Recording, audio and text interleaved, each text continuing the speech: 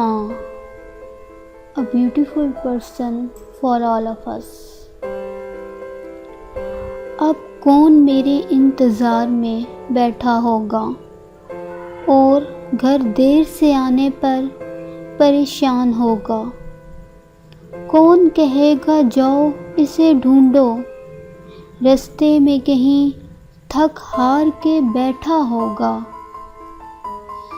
कौन कहेगा कि ये ले जल्दी से खा ले, मुझे मालूम है न सुबह से कुछ खाया होगा।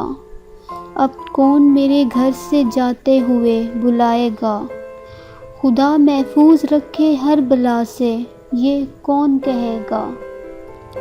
गो कि तेरे प्यार की खुशबू रहती है मेरे साथ हर सू, पर बिन तेरे माँ मैं किस तरह जी पाऊँगा। मैं तो ज़िंदा था तेरी दुआओं से ए माँ, अब कौन मेरे हक़ में दुआ गो होगा।